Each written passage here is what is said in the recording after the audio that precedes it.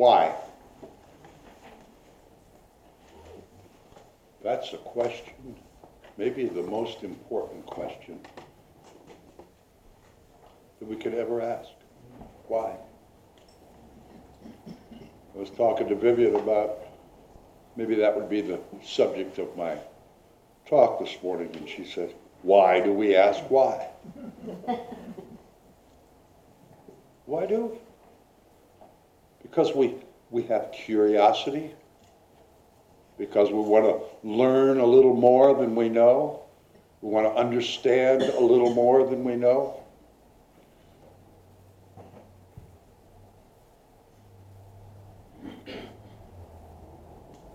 I'm going to share with you something today that I'm very ashamed of.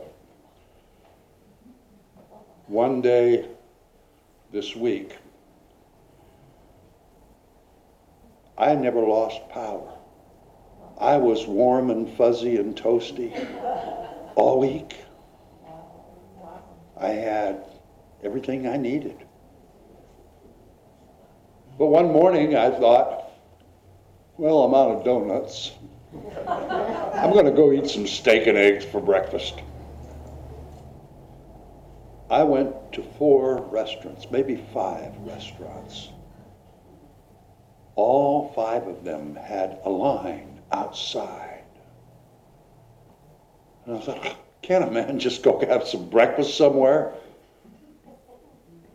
And I got angrier and angrier and angrier.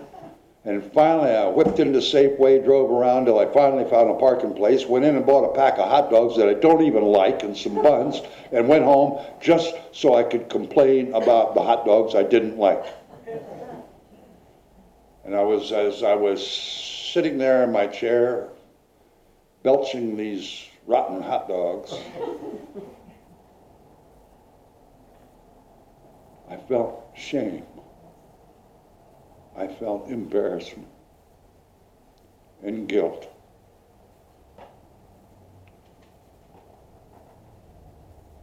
All of us have been through a lot of stress here lately. And as we live life, we have stress. We have discomfort. We have been conditioned to the point we think it's our God-given right to be comfortable every day. And when that doesn't happen, we take on stress. We take on uneasiness. We get very angry.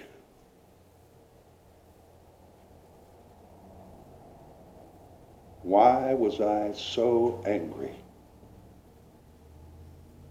I believe that it was my way of venting and getting rid of the stress that I felt from all over our area.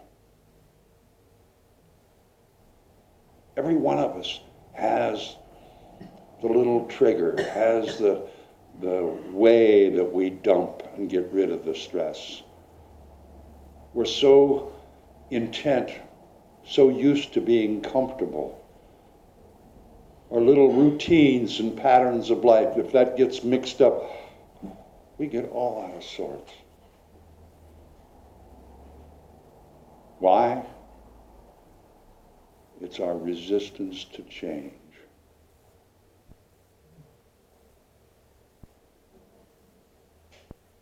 I took my grandchildren, when they first got here from Ohio a few years back, up to Lake Tahoe. And I took them up to the Tahoe Rim Trail. I'm not much of a hiker. In fact, I don't hike at all. But I had helped construct that back in the early 80s, and I know some back roads up to the trail itself. So we went up there, and I just let the kids experience the beauty that can be seen from those places. And they asked me questions. Grandpa, where are these mountains here? I said, I don't know. Nobody asked nor my help when they were designed. I don't know. Well, Grandpa, how comes the sky so blue? I don't know. Then my oldest grandson said, he's pretty sharp. He said, Grandpa, Why is the speed of light so much faster than the speed of sound? I said, I don't know. Then my littlest grandson, he said, Grandpa, do you mind us asking all these questions? And I said, no, how else are you ever going to learn anything?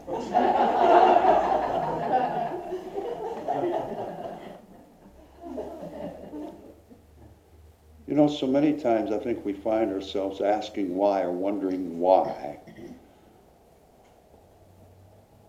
but we don't give it its due process of figuring it out. I think it's very important that we ask why. That's the only way we are going to learn anything, truly. I'm going to ask you all a question today.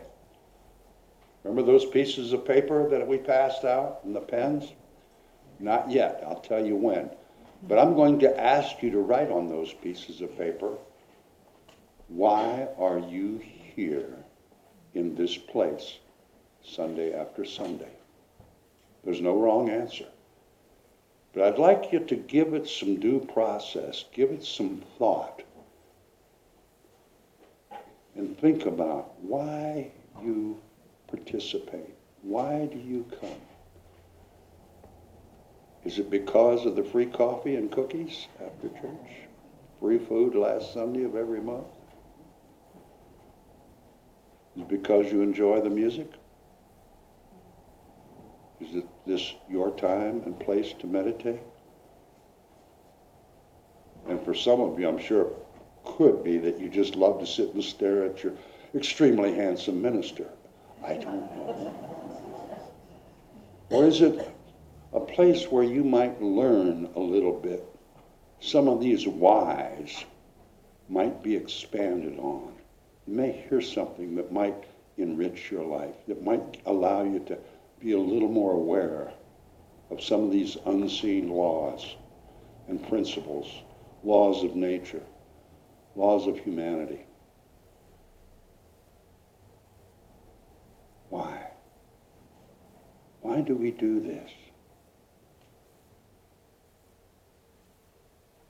Take a couple minutes now and give that some thought, and please write it down. When you're done, just fold it over. Don't have to be little. Nobody's going to look at them except me. Don't sign them. And there's another basket in the back on top of the music stand. When you leave, just put them in the basket.